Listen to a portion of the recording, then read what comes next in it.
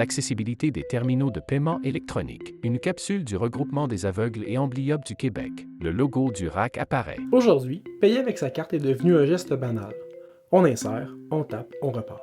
Pourtant, pour près de 320 000 personnes vivant avec une déficience visuelle au Québec, ce moment qui semble simple devient parfois un véritable parcours d'obstacles. Un homme tenant une canne blanche regarde au loin, puis une femme utilise une canne blanche pour suivre une dalle de guidage. Dans cette vidéo, nous donnons la parole à deux personnes handicapées visuelles, Pierre et France.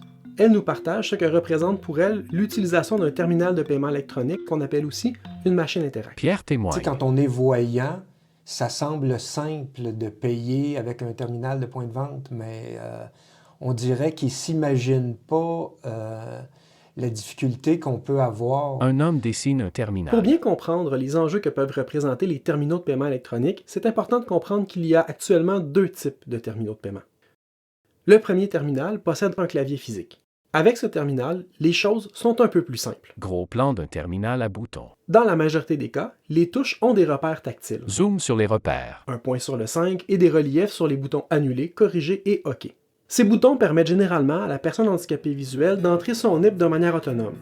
Ceci étant dit, même avec ces repères tactiles, l'autonomie n'est pas complète. Une femme se lève avec son chien guide. Quand on rencontre un terminal de point de vente avec des boutons, Au comptoir, elle attend pour payer. encore là, on a besoin d'avoir l'aide de quelqu'un parce que malheureusement, il n'y a aucun de ces appareils-là qui sont faits de la même façon. Elle utilise un TPE à boutons. Alors, on doit savoir le montant, si on veut prendre le prélèvement dans un compte chèque, dans un compte épargne, à quel endroit est le bouton OK.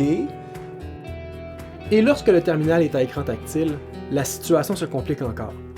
Sans bouton physique, sans repère tactile, l'autonomie disparaît complètement. Une dame se fait remettre un terminal à écran tactile. Et dernièrement, on a des terminaux qui sont complètement lisses, sauf qu'il n'y a pas de synthèse vocale. Donc, si on doit insérer la carte et entrer notre NIP, on n'a aucun moyen de le faire. Elle ne peut l'utiliser. Certains modèles peuvent recevoir un guide tactile, un accessoire amovible qui crée des repères sur l'écran. Ceci étant dit, ils sont rarement fournis, rarement utilisés et même parfois inconnus des commerçants. Résultat, la personne handicapée visuelle ne peut pas faire sa transaction de manière autonome. Un autre geste qui peut sembler banal pour la majorité, mais qui ne l'est pas pour tout le monde, le pourboire. 3 personnes au restaurant. Lorsque le terminal n'est pas accessible, la personne doit dire à haute voix si elle veut laisser un pourboire et combien. C'est donc la personne qui fait le service, celle qui recevra le pourboire, qui va devoir entrer le montant qu'elle recevra. Il n'y a rien qui nous indique quel est le bouton pour 15 %, quel est le bouton pour 18 % ou, Le client paye à une serveuse. quand c'est un clavier avec des boutons. Et quand c'est un écran tactile, un écran lisse, c'est encore pire. Parfois, ça peut être malaisant. Hein?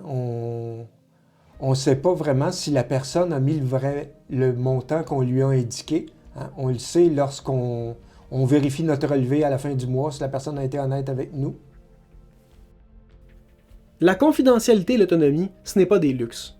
Personne ne devrait avoir à révéler son NIP. Quand un terminal n'est pas accessible, ce n'est pas seulement un irritant.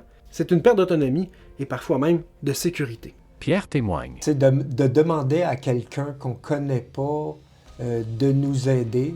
C'est pas si mal si on n'a pas besoin de lui nommer notre NIP, mais bien entendu, je ne veux pas donner mes informations à quelqu'un que je ne connais pas. Alors, c'est un peu intimidant. Une dame reçoit et explore un terminal tactile.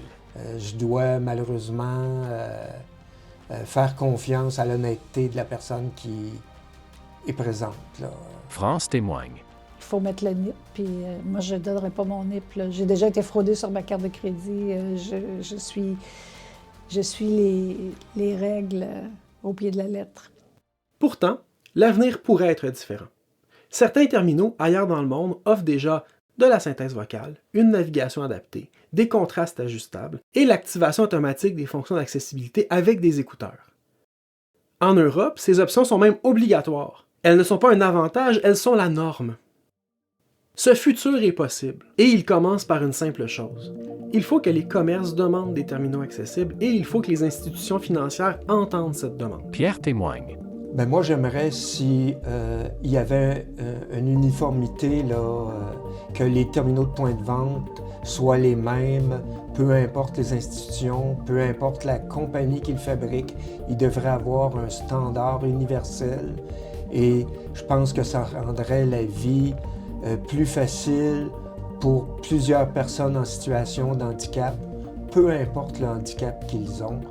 Je pense que ça serait vraiment ce qui serait le plus inclusif. Une dame utilise un terminal avec bouton. Les personnes handicapées visuelles ne demandent pas de privilèges, elles demandent l'égalité. En comprenant les obstacles, en adaptant nos pratiques et en exigeant mieux des fabricants, on peut transformer un geste quotidien en un geste réellement accessible. En attendant ce futur plus accessible, si vous voulez améliorer vos pratiques, il existe un guide développé par le Regroupement des aveugles et amblyopes du Québec pour permettre aux commerces de mieux adapter leurs pratiques lorsqu'elles accompagnent une personne handicapée visuelle à utiliser un terminal de paiement électronique. Pour plus d'informations, visitez notre site web au www.raaq.qc.ca ou cliquez sur le lien en description de la vidéo pour accéder directement au guide. Le logo du RAC apparaît. Le dessin d'un homme se questionnant sur les terminaux avec le titre « Mon TPE est-il accessible » et le site web, le www.raaq.qc.ca.